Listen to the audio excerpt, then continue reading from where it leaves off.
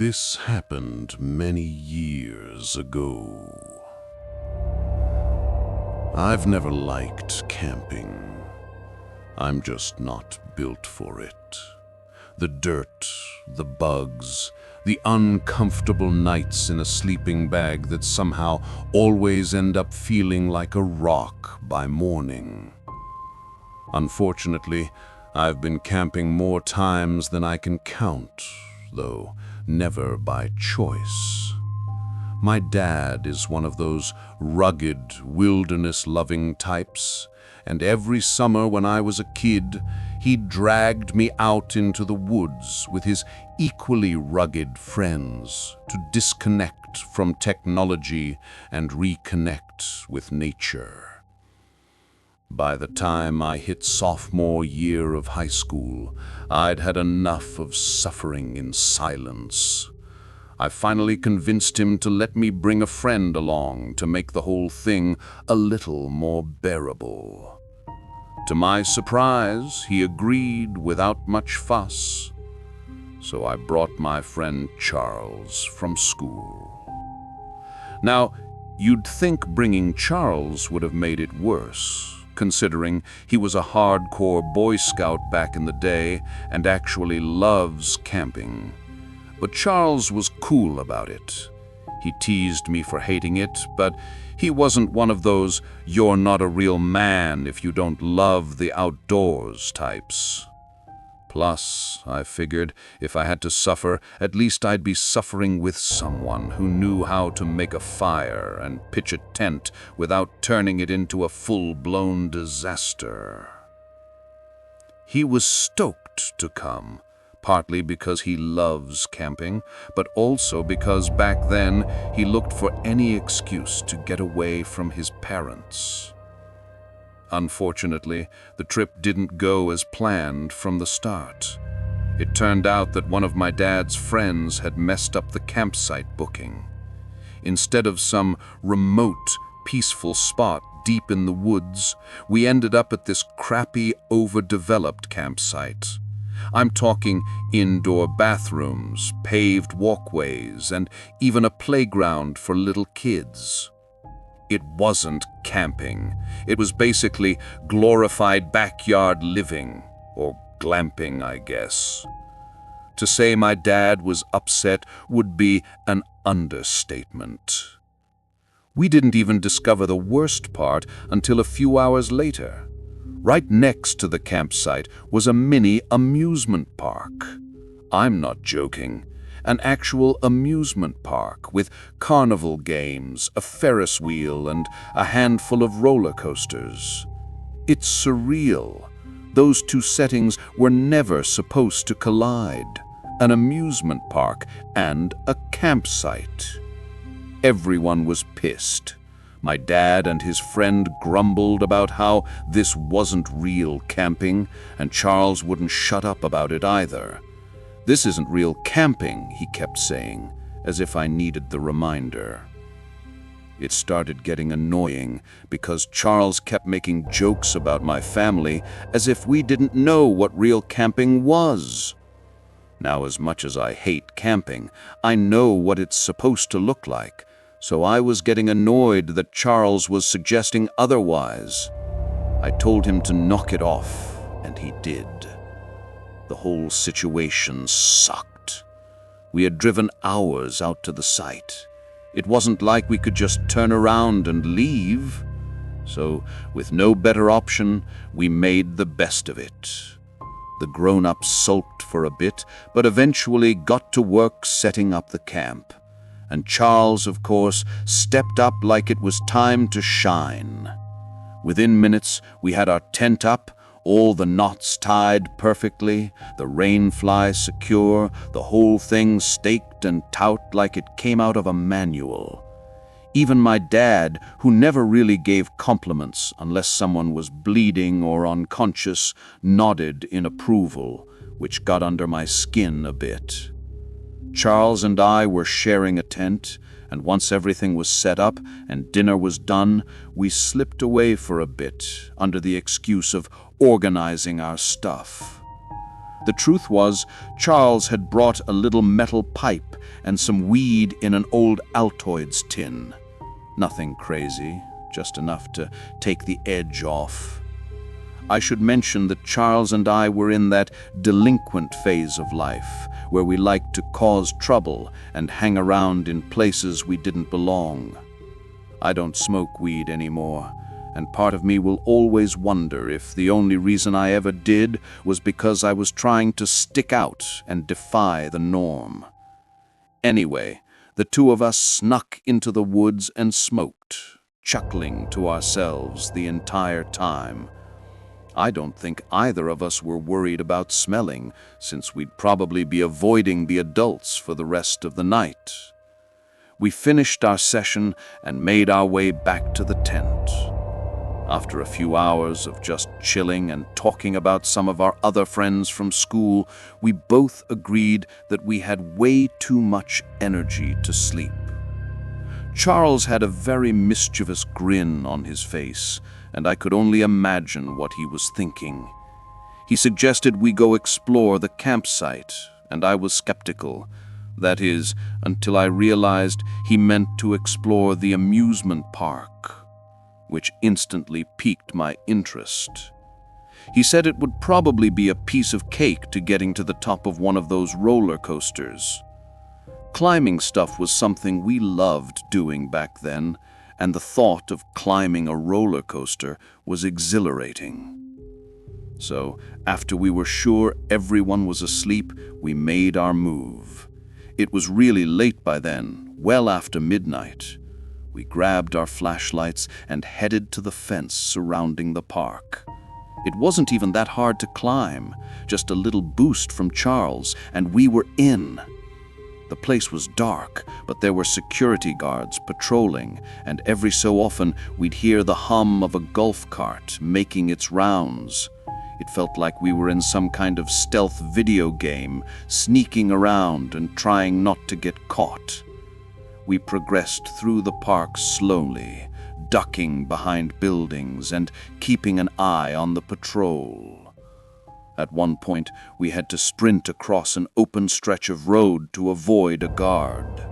It was actually really thrilling, but also scary as hell. It's a hard feeling to describe. Everything seemed like a game, but both of us knew the consequences would be harsh if we were caught. We finally made it to the base of the roller coaster, and from up close, it looked way bigger than it had from the campsite. We spotted the maintenance stairs running up alongside the main ascent and didn't hesitate. The metal rungs clanged softly under our feet as we climbed, one step at a time, trying not to make too much noise. There were no railings for part of the stretch, which was actually kind of terrifying. We finally reached the top, and the view was unreal. We could see the entire park below us. We took a single photo up there, as you can see here.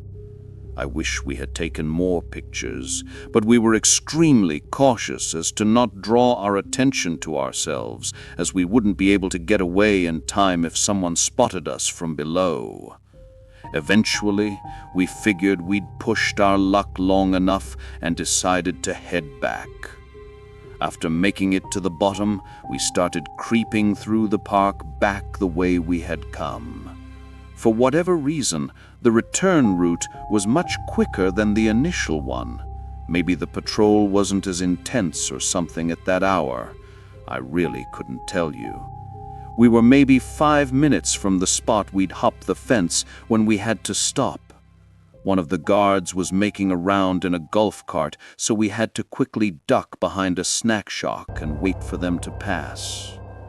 That's when I noticed something move in the dark. At first I thought maybe I imagined it, or maybe it was a shadow from the golf cart's headlights bouncing off something weird. But then Charles tapped my arm and pointed in the same direction. I focused my gaze a bit more and confirmed it. About 30 feet away, just barely visible in the darkness between two buildings, was another person. They were crouching down, just like us, like they were also sneaking around and trying to avoid the guards. It didn't look like a kid, though. The worst part about it was that I was fairly confident they were looking directly at us. At this point, we were actually kind of scared. Between the patrolling guards and now this, the situation was getting a little overwhelming. As much as we wanted to, we still couldn't move.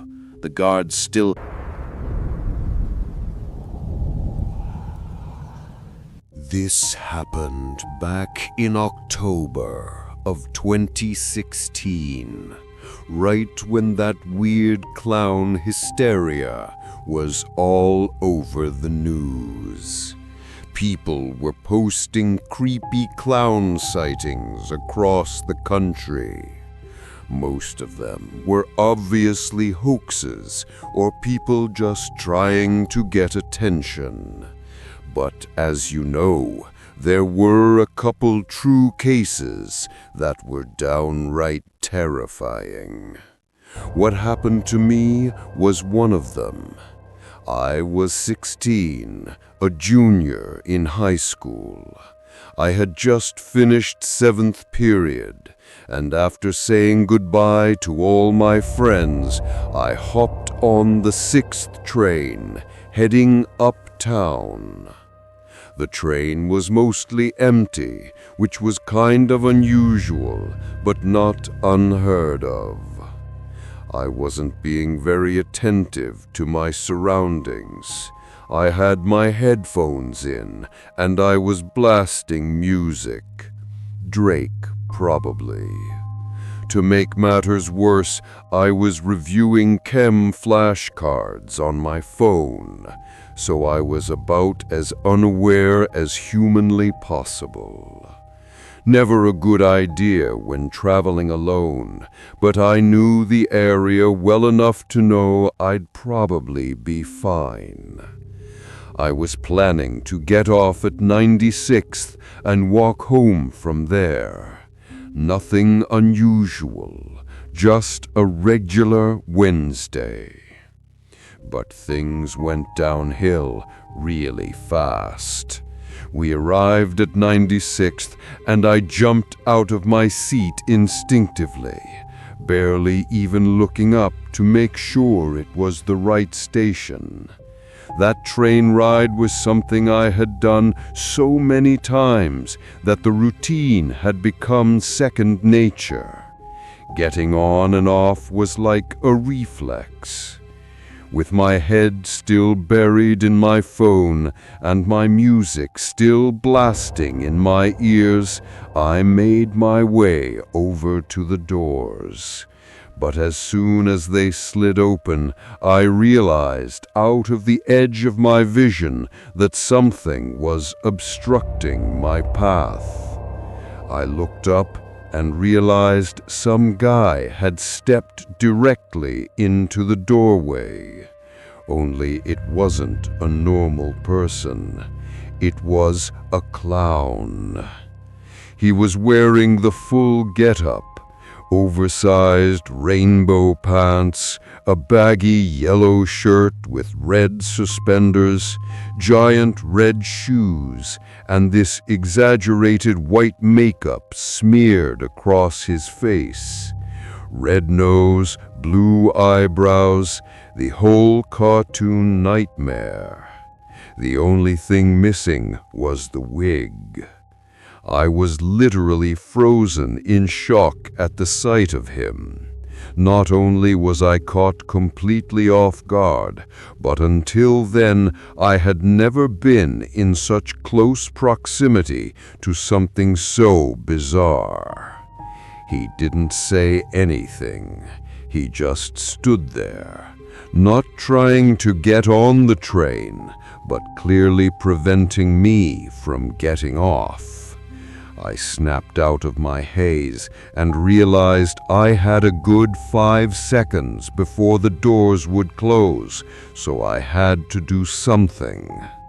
I tried to brush past him, but the literal moment I made contact with him, he leaned down in one fluid motion, like he was trying to make sure we were face to face. Before he could grab or restrain me, I sprinted past him, and that's when he lurched forward in an attempt to tackle me. I dodged him and continued running, and he started chasing me. It was terrifying. There was no one else around, and I was being chased by a killer clown. The 96th Street station is relatively quiet in the early afternoon, so I was essentially on my own. I shot a glance behind me and saw him pursuing me, only his stride was not normal. He was running with this jerky motion, like his limbs were disproportionate. But I was much more focused on what was now in his hand. It was what looked like a kitchen knife. I didn't know where he had been hiding it or what his intentions were, but I didn't care. I ran up the stairs and out of the station and immediately reported the situation to the police. He didn't follow me onto the street, but I was still pretty shaken up. The police sent someone down to the station, but he was gone by then. Even after talking to the police and being reassured that I was safe, I couldn't get the irrational thought out of my head that he somehow knew where I lived and was going to track me down later. But that obviously didn't happen. In fact, nothing else ever happened at all. I wouldn't be surprised if my story ended up on the news as one of the many strange clown encounters of 2016, although I can't say for sure. It took me a few weeks to fully get over this experience.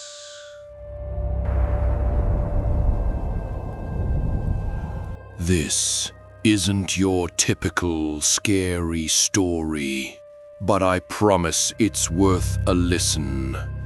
I was 2 years out of undergrad when the whole thing started. While I was technically getting an online graduate certificate at the same school I had obtained my bachelor's at, I still had a ton of free time on my hands. During that period of my life, I was jumping around from odd job to odd job, looking for any old gig to fill the hours and help me stack some cash. Let's just say Indeed was my best friend at the time. I honestly found 90% of my leads from that one website alone. I was getting tired of door dashing around the same 6 neighborhoods for minimum wage, so I decided a change of pace was in order. As I was browsing Indeed later that night, I stumbled upon something intriguing. It was a private lifeguarding job at a hotel a few towns over. I know that doesn't sound that abnormal by itself, but there were a couple of strange details in that listing that gave me pause. First of all, the hours were backward, like they weren't normal pool hours. You'd expect a typical hotel pool to open sometime in the morning and close sometime in the evening, with maybe a few hours of downtime in the middle of the day, right? Well, this was the opposite, damn near exactly. They wanted someone to operate and supervise a swimming pool from 5 p.m. to 1 a.m. during the week. It was basically a night shift for a pool. That wasn't the strangest thing, though. The requirements explicitly requested an individual who didn't speak Spanish. Let me repeat that. They specifically wanted someone who didn't speak Spanish. Here was the problem. I've been speaking Spanish since I was a little kid. I'm literally half Mexican. The town the hotel was based in was predominantly populated by Spanish-speaking Americans, too, so that requirement didn't make much sense to me. In fact, nothing about the listing made sense to me. I remember being beyond perplexed when combing through it. There was one thing I was feeling pretty good about, though. $30 an hour, which would probably be something like $50 in today's inflation-adjusted economy. I don't really know if that's true, but the point is, $30 an hour back then was like stubbing your toe on a gold bar. Safe to say, I disregarded all the other nonsense and decided to focus my attention on the compensation. I decided that I'd just pretend not to know Spanish. What were they going to do? The gig must have been either brand new or in really low demand, because I heard back and was actually invited to interview within a few hours. Fast forward to the first day, I pull up to the hotel and everything looks exactly how you'd expect. This pudgy Mexican-looking dude comes out to greet me, and the two of us exchange information and have a laugh. He was actually really friendly and pretty funny too, and his amiable demeanor put me at ease a little. But as we were walking into the complex, this other taller guy turned a corner and started staring me down. I could tell right away that I was being profiled, and I started wondering whether having the first person to greet me behave so unimposingly was a ploy to lower my guard. The second guy walked right up to me and started communicating with me in Spanish. He didn't smile, didn't say hello, shake my hand, nothing. I instantly knew what he was doing. He was trying to gauge whether or not I knew Spanish, so the listing hadn't been BS. I gave him a blank stare, even though I understood every word. He wasn't saying anything crazy, by the way. He was just rambling about the weather or something. It wasn't important enough to remember. After a few seconds, I turned to the first guy, who turned to the taller guy, and then the two of them burst out laughing like they had both been in on some practical joke. The taller guy flashed a smile, outstretched his hand, and said he was just messing with me. I went along with it, but I was a little weirded out. He introduced himself as Jefe and the bigger guy as Esteban. The three of us walked through the complex to get to the pool, and the taller guy, who I assumed was the one in charge, started talking me through the job. According to him, they needed someone to work later hours because they wanted to increase revenue, and they were going to start charging non-guests just to use the pool. I didn't even know if that was legal, but I wasn't about to start complaining. I was told they wanted someone who didn't speak Spanish because it would prevent rowdy outsiders from trying to harass me, which I didn't fully understand, but went along with it anyway. My responsibilities were as follows: lifeguard, obviously, collect money from non-guests trying to enter the pool, and call Jefe if there was any sort of problem. And there was one more thing. Hefe told me that if anyone showed me a blue wristband, I was to let them into what he called the pool house, which was a huge building behind the lifeguard stand. I didn't ask questions. The first week was chill. The first few weeks, actually. A lot more people used the pool than I was expecting, so I had my work cut out for me. I collected money from non-guests and kept an eye out. No one showed me a wristband. The first time someone did show me a wristband was about a month in. On some random day, this buff Hispanic guy in shades and a white button-down shirt walked up to me, clearly knowing nothing of English. He showed me his wristband, and I unlocked the pool house. About an hour later, he emerged and began walking towards the exit gate. The pool house door locked automatically, so I didn't have to interact with him or get down again, but I watched him leave. His backpack looked significantly more full than it had when he arrived, but other than that, everything was normal. Over the next few weeks, more and more people started showing me wristbands, and a lot of them started showing up together. More and more non-guests started using the pool too, because I began collecting a lot more money than I ever had. At one point, I realized I was actually collecting too much money. Like people entering the pool would overpay me on a consistent basis.